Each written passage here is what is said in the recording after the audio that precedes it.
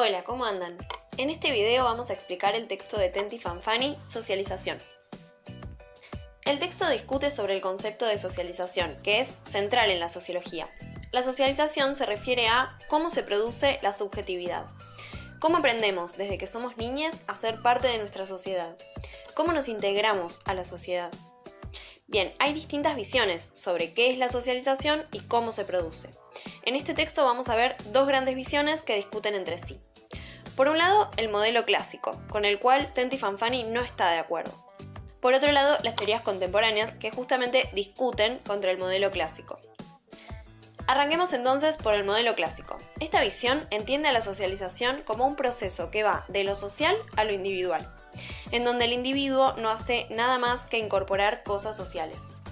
Es pura interiorización de la exterioridad.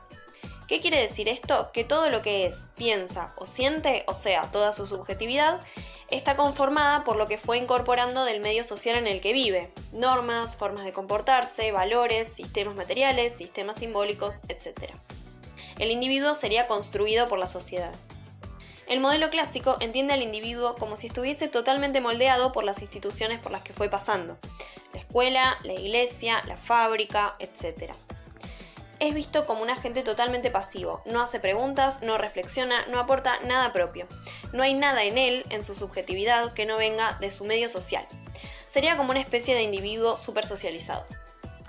Esta visión se basa en tres supuestos. La primera es que el individuo y la sociedad son cosas separadas, como si la sociedad existiera por fuera de los individuos que la componen. La segunda es que la sociedad está por encima de los individuos, lo social es lo primordial y el sujeto es un derivado. Y por último, que la sociedad es una totalidad integrada sin contradicciones. La socialización sería un proceso que va de lo social a lo individual. En esta visión se basaron muchísimos sociólogos, como Durkheim, que lo leímos en el TP5, y Parsons. Pero Tenty Fanfani no está de acuerdo con esta visión. Las teorías contemporáneas discuten con el modelo clásico y proponen otra forma de concebir la socialización. El autor empieza diciendo, bueno, hay algo de verdad en la visión del modelo clásico. Es cierto que cuando nacemos llegamos a un mundo ya hecho, material y simbólicamente. Un mundo construido por todas las generaciones que vinieron antes de nosotros. Pero entonces, ¿la socialización es un proceso armónico o conflictivo? ¿Los individuos reciben pasivamente la influencia de la sociedad? ¿Tienen alguna participación en esto? Bueno, según las teorías contemporáneas, la socialización no es un proceso unidireccional en donde la sociedad determina todo lo que el individuo es. La socialización es bidireccional. El individuo es construido por la sociedad y a la vez es constructor de la sociedad. La puede transformar, aunque sepa que existen límites. Por ejemplo, nacimos en una sociedad que habla idioma castellano. No podemos ir al kiosco y pedirle algo al kiosquero en chino porque no nos va a entender y no vamos a poder comprar. Hay límites para nuestra acción. Sin embargo, sí podemos hacer transformaciones en el idioma. Sin ir más lejos, hace pocos años se empezó a usar el lenguaje inclusivo, usando la letra E en palabras como todes, nosotres, para visibilizar aquellas identidades que no son masculinas. Entonces, el individuo y la sociedad se construyen mutuamente. Va otro ejemplo, bien claro. Hasta el año 2010, en nuestro país era ilegal que dos personas del mismo género se casaran, y existía muchísima discriminación hacia personas que no eran heterosexuales. Si tomáramos el modelo clásico de socialización, en donde nuestra subjetividad, o sea, todo lo que somos y pensamos, viene de interiorizar lo social y nada más, aceptaríamos que esto es así, viviríamos toda nuestra vida pensando que esto es así y jamás se nos cruzaría por la cabeza cuestionarlo o cambiarlo. Ahora bien, según las teorías contemporáneas, los individuos también son constructores de la sociedad en la que viven y la pueden transformar. Así vemos cómo a lo largo de la historia el movimiento feminista y LGBTI+, se ha organizado, cuestionado y luchado por sus derechos, y hoy en día, en nuestro país por ejemplo, es legal que dos personas del mismo género se casen y puedan adoptar hijos.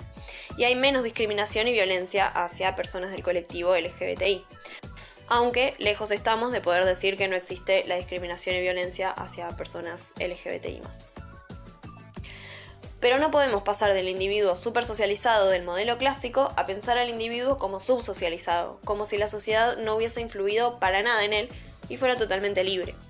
Esta no es la visión de las teorías contemporáneas. La sociedad influye muchísimo en nuestra subjetividad, en nuestra forma de pensar, de sentir, de vivir.